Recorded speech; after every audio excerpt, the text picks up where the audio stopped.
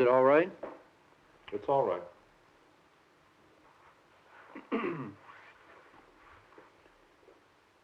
These are recollections of a dozen still photographs I made several years ago.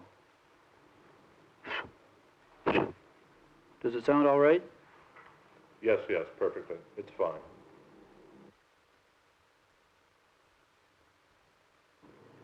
This is the first photograph I ever made with the direct intention of making art. I had bought myself a camera for Christmas in 1958. One day, early in January of 1959, I photographed several drawings by Carl Andre, with whom I shared a cheap apartment on Mulberry Street.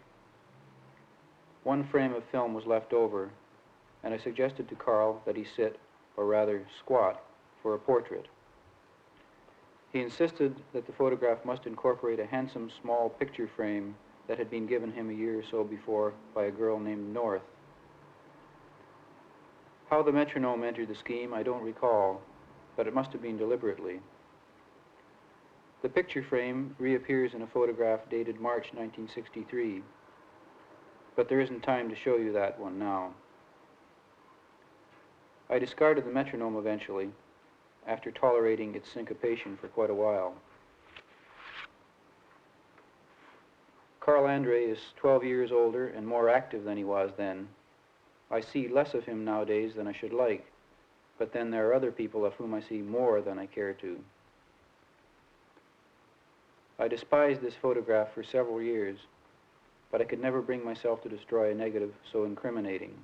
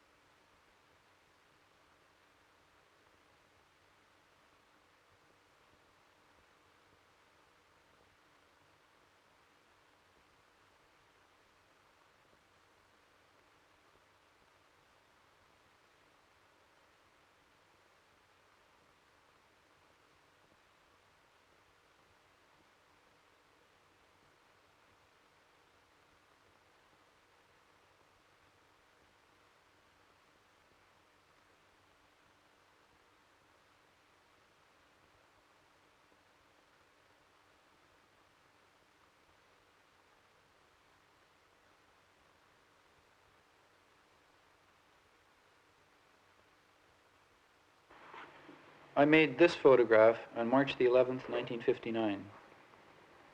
The face is my own, or rather, it was my own. As you see, I was thoroughly pleased with myself at the time, presumably for having survived to such ripeness and wisdom, since it was my 23rd birthday. I focused the camera, sat on a stool in front of it, and made the exposures by squeezing a rubber bulb with my right foot. There are 11 more photographs on the roll of film, all of comparable grandeur. Some of them exhibit my features in more sensitive or imposing moods. One exposure records what now looks to me like a leer. I sent that one to a very pretty and sensible girl on the occasion of the vernal equinox, a holiday I held in some esteem. I think I wrote her some sort of cryptic note on the back of it. I never heard from her again. Anyhow, photography had obviously caught my fancy. This photograph was made in the studio where I worked. It belonged to the wife of a friend. I dare say they are still married, but he has not been my friend for nearly 10 years. We became estranged on account of an obscure mutual embarrassment that involved a third party and 3 dozen eggs.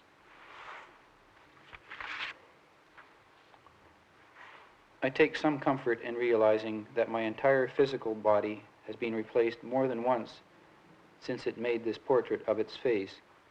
However, I understand that my central nervous system is an exception.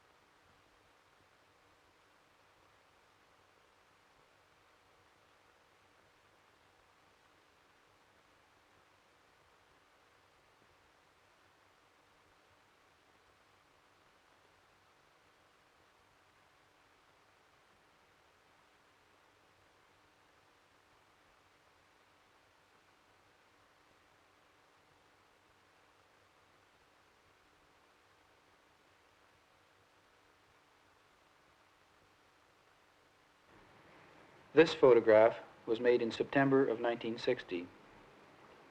The window is that of a dusty cabinet maker's shop on the west side of West Broadway, somewhere between Spring Street and West Houston. I first photographed it more than a year earlier as part of a series, but rejected it for reasons having to do with its tastefulness and illusion of deep space. Then, in the course of 2 years, I made a half-dozen more negatives. Each time I found some reason to feel dissatisfied. The negative was too flat, or too harsh, or the framing was too tight. Once a horse was reflected in the glass, although I don't recall seeing that horse. Once I found myself reflected with my camera and tripod. Finally, the cabinet maker closed up shop and moved away. I can't even remember exactly where he was anymore. But a year after that, I happened to compare the prints I made from the 6 negatives. I was astonished. In the midst of my concern for the flaws in my method, the window itself had changed from season to season, far more than my photographs had. I had thought my subject changeless, and my own sensibility pliable, but I was wrong about that. So I chose the one photograph that pleased me most after all, and destroyed the rest. That was years ago. Now I'm sorry. I only wish you could have seen them.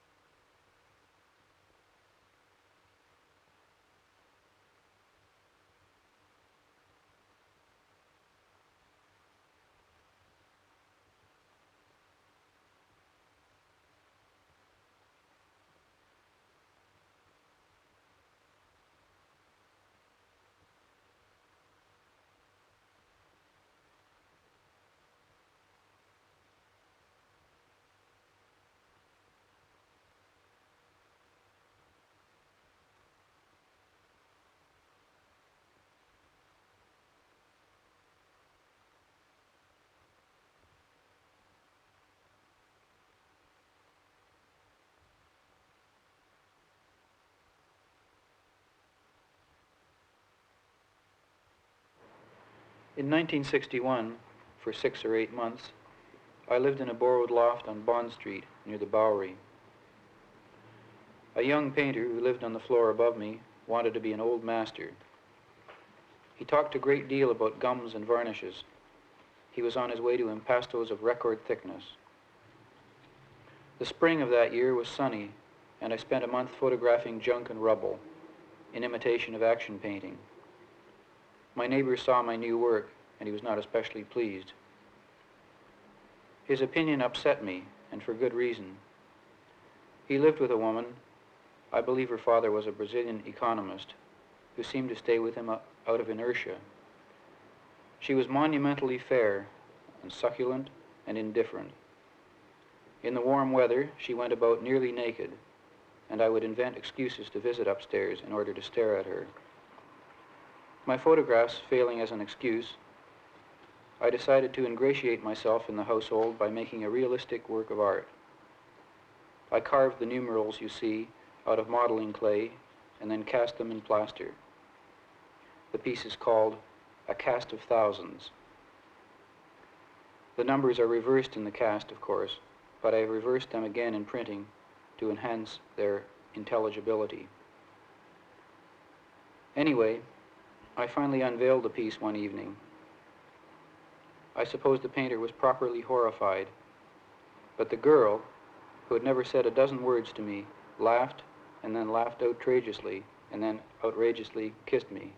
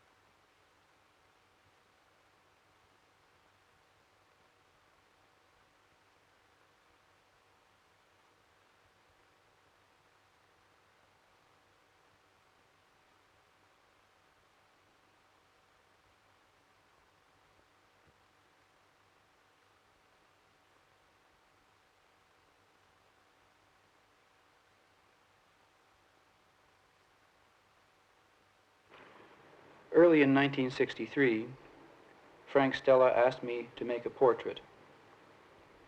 He needed it for some casual business use, a show announcement or maybe a passport, something like that. I only recall that it needed to be done quickly. A likeness would do. I made a dozen likenesses, and he chose one. His dealer paid me for the job. Most of these dozen faces seem resigned or melancholy. This one amuses me because Frank looks so entirely self-possessed.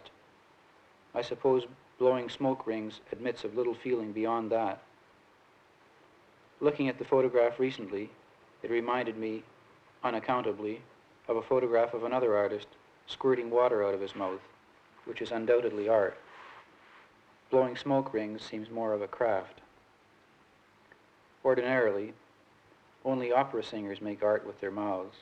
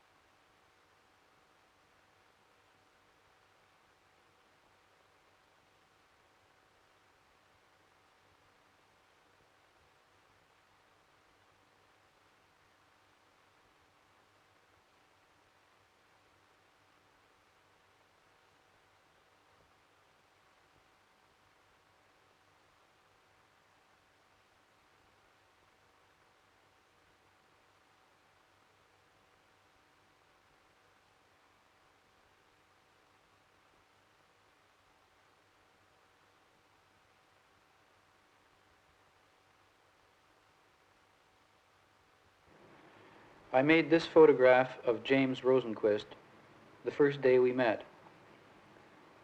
That was on Palm Sunday in 1963, when he lived in a red brick building at number 5 Conti Slip.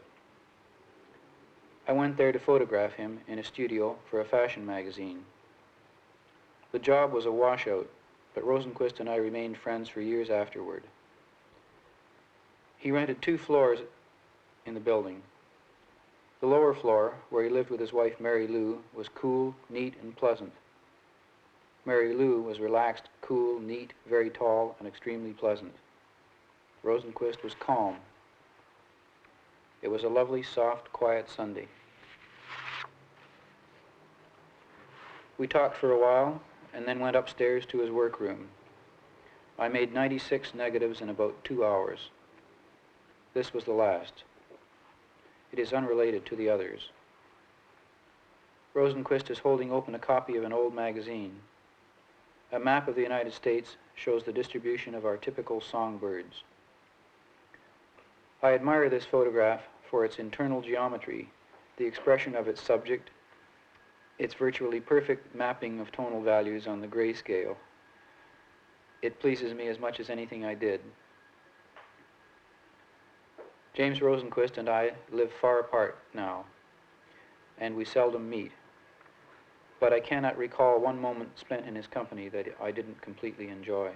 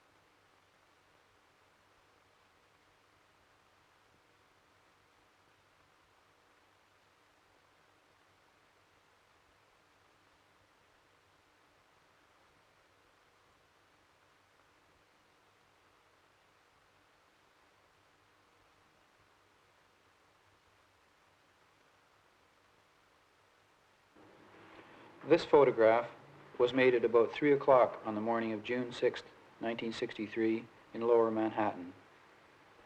It may even have been Wall Street. It is seen from the sidewalk through the window of a large bank that had been closed for renovation and partially demolished inside. A big crystal chandelier is draped in a dusty, translucent membrane that recalls the tents of caterpillars. Someone has written with a forefinger on the dusty pane the words, "I like my new name." This seemed mysterious to me. At that time, I was much taken with the photographs of Lartigue, and I wanted to make photographs as mysterious as his, without, however, attempting to comprehend his wit. All I learned was that the two were somehow bound together. Anyway, my eye for mystery is defective, and so this may be the only example I'll ever produce. Nevertheless, because it is a very difficult negative to print, I find that I do so less and less often.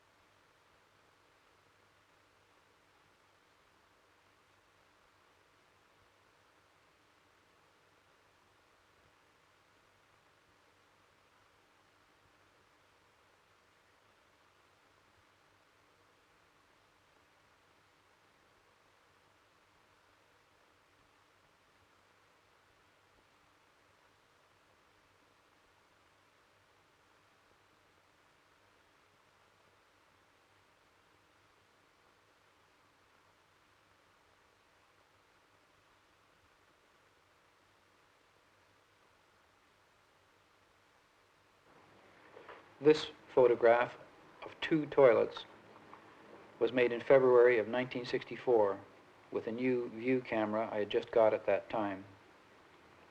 As you can see, it is an imitation of a painted Renaissance crucifixion. The outline of the cross is quite clear. At its foot, the closed bowl on the right represents the Blessed Virgin. On the left is St. Mary Magdalene, a bowl with its lid raised. The roll of toilet paper stands for the skull of Adam, whose sin is conventionally washed away by the blood the crucified Savior sheds. The stairs leading up to the two booths symbolize Calvary. I'm not completely certain of the iconographic significance of the light bulbs, but the halos that surround them are more than suggestive.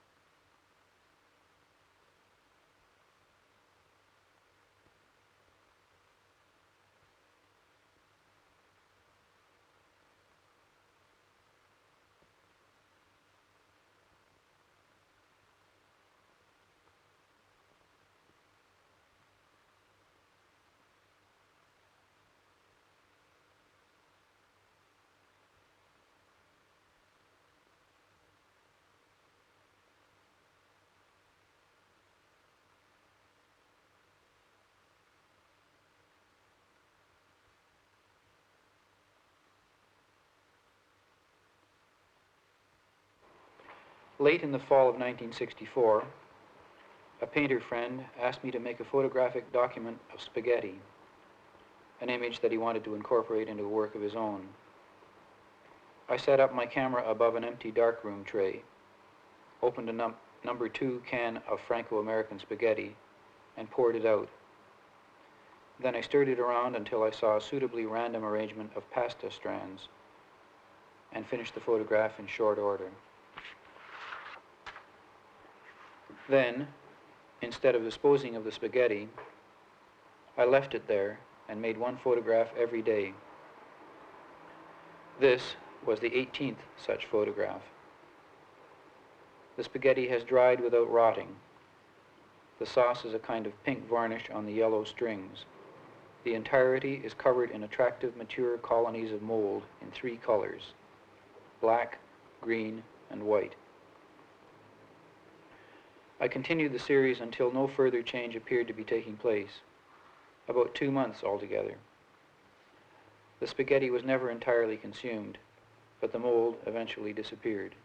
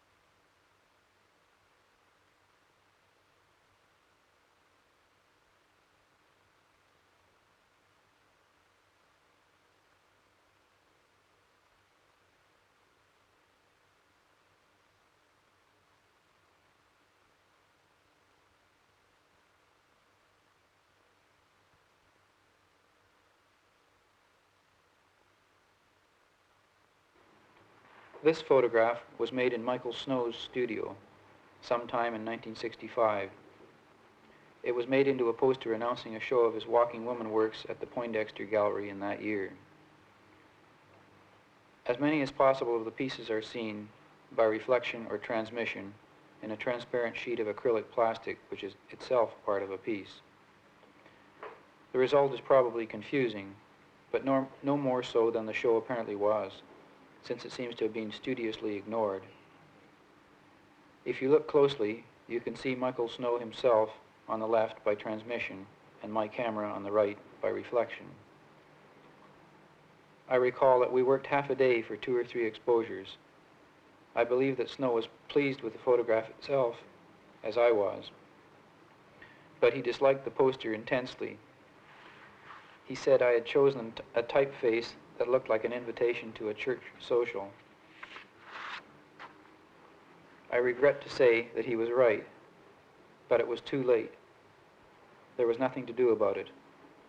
The whole business still troubles me. I wish I could apologize to him.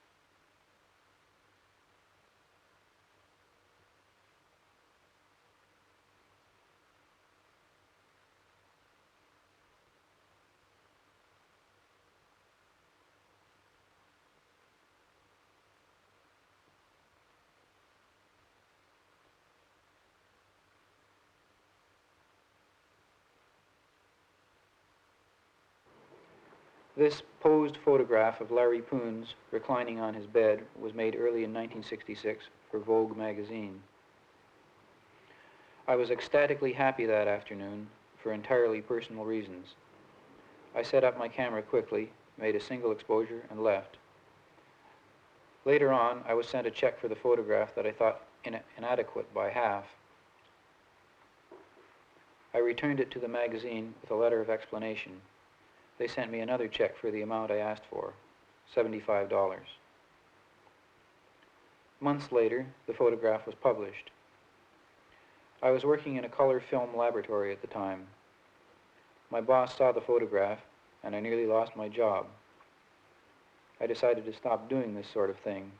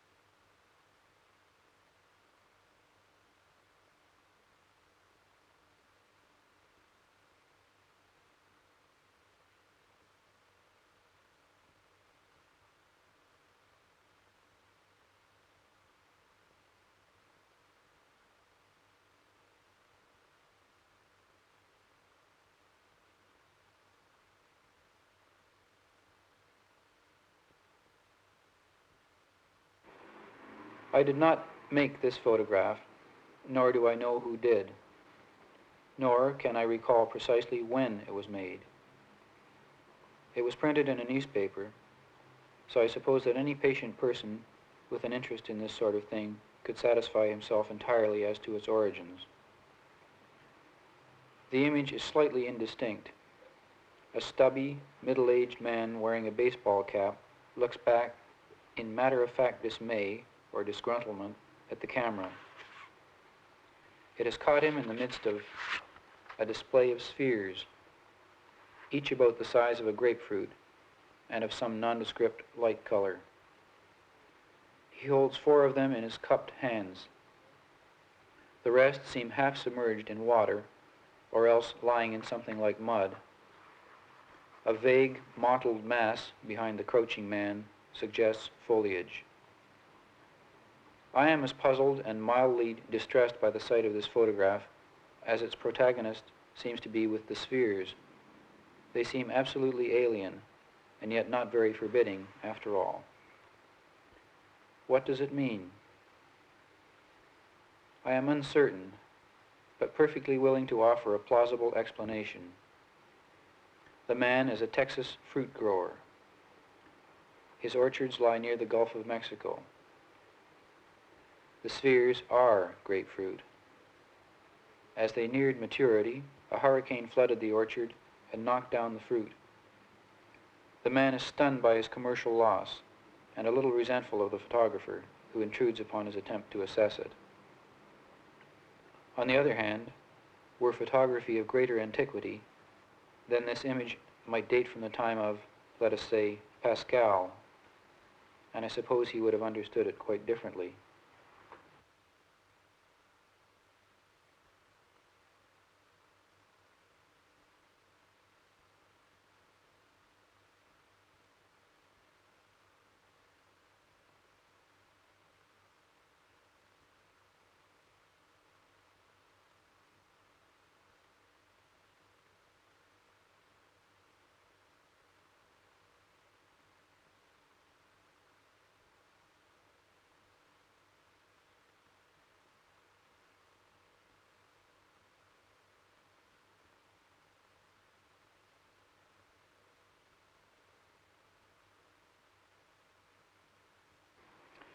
Since 1966, I have made few photographs. This has been partly through design and partly through laziness. I think I expose fewer than 50 negatives a year now. Of course, I work more deliberately than I once did, and that counts for something. But I must confess that I've largely given up still photography. So it is all the more surprising that I felt again, a few weeks ago, a vagrant urge that would have seemed familiar a few years ago. The urge to take my camera out of doors and make a photograph. It was a quite simple, obtrusive need, so I obeyed it. I wandered around for hours, unsatisfied, and finally turned towards home in the afternoon. Half a block from my front door, the receding perspective of an alley caught my eye. A dark tunnel with the cross street beyond brightly lit. As I focused and composed the image, a truck turned into the alley. The driver stopped it, got out, and walked away. He left his cab door open. My composition was spoiled, but I felt a perverse impulse to make the exposure anyway. I did so, and then went home to develop my single negative. When I came to print the negative, an odd thing struck my eye. Something, standing in the cross street and invisible to me, was reflected in a factory window, and then reflected once more in the rear view mirror attached to the truck door. It was only a tiny detail. Since then, I have enlarged this small section of my negative enormously. The grain of the film all but obliterates the features of the image. It is obscure. By any possible reckoning, it is hopelessly ambiguous. Nevertheless, what I believe I see recorded in that speck of film fills me with such fear, such utter dread and loathing, that I think I shall never dare to make another photograph. Here it is. Look at it. Do you see what I see?